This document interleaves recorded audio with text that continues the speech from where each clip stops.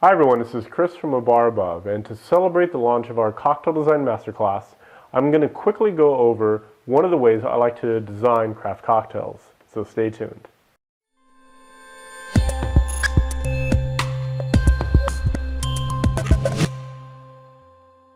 So I'm sure by now you realize that I love my job, I love crafting cocktails, and there's a couple different reasons for that. First of all, it really allows me to kind of tap into my creativity and learn new techniques and develop new techniques along the way. One of the biggest reasons for this is I love making people happy, and I get to utilize some of the knowledge I have on spirits to make that happen. Designing cocktails is not as easy as it looks.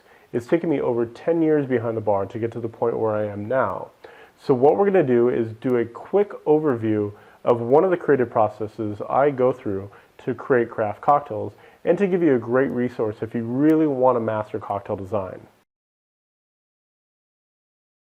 So the first step is to really know your goal. Are you designing a cocktail that you want to showcase a very specific seasonal ingredient, or are you creating a cocktail that you want to showcase a very particular alcohol with? Knowing these things are definitely going to help shape the cocktail. The next thing is to determine the style that you want.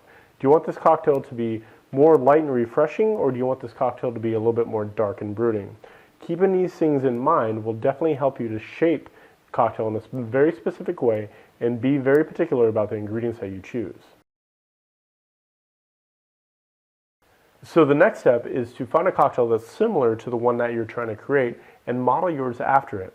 Now I know what you're thinking, that's cheating, but it's very rare that a chef is just going to imagine up an entire dish and be able to create it. Typically what they do is they look at dishes they've had in the past or classic dishes and adapt it through their own style and techniques that they know. That's exactly what we're going to be doing with cocktails. So this brings me to my next point is use the power of the internet for good and not for evil like we usually do. So that bright, refreshing, minty cocktail that you're trying to create, maybe you type that into your favorite search engine, Google, Yahoo, AOL, Netscape, whatever it is. And that's going to give you a ton of results on cocktails that you can base yours off of. The other great resource that I would recommend is Pinterest. It sounds strange, but I talked to a couple other cocktail designers in San Francisco a couple of months back, and it was amazing that we all utilize Pinterest for the same exact reason. So the third step is substitution. So maybe that bright, refreshing, minty cocktail that you're trying to design isn't exactly what you had in mind. So this is where you're going to be able to become a little bit more creative and adapt this to your own style and your own kind of desires of what you want the cocktail to be. So maybe the base spirit isn't exactly what you wanted in your drink. Simply swap it out. Maybe the modifying liqueurs like Cointreau or Saint Germain or Canton Ginger wasn't the right choice for the direction that you wanted the cocktail to be. Well, try something different. Swap those ingredients out. And finally, if you want to add more depth of flavors, for example, if the cocktail was a vodka-based cocktail, simply try to maybe switch it out for something a little bit more interesting, like tequila or gin, or maybe even half gin and half Geneva if you want to get a little crazy. So you see my point is look at every option within that cocktail for opportunities for substitution. Now the fourth and final step is adjusting your final cocktail. So typically what happens when you start to swap out ingredients and substitute ingredients is that it throws off the final balance of the drink. So typically it's either too sweet or too sour or a little too aggressive on the alcohol or not even noticeable at all. So this is the time to make those adjustments.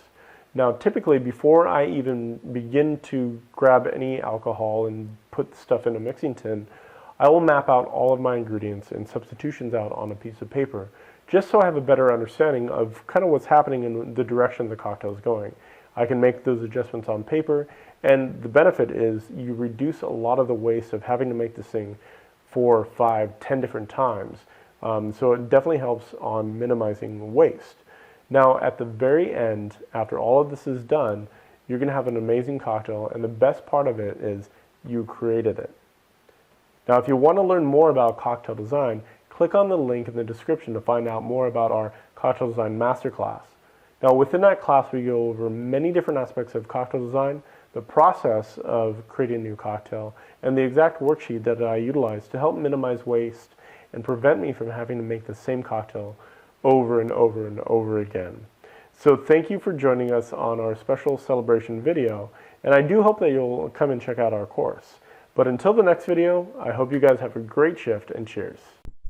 If you enjoyed this video, subscribe to our YouTube channel, find us on Google+, or visit us at abarabove.com.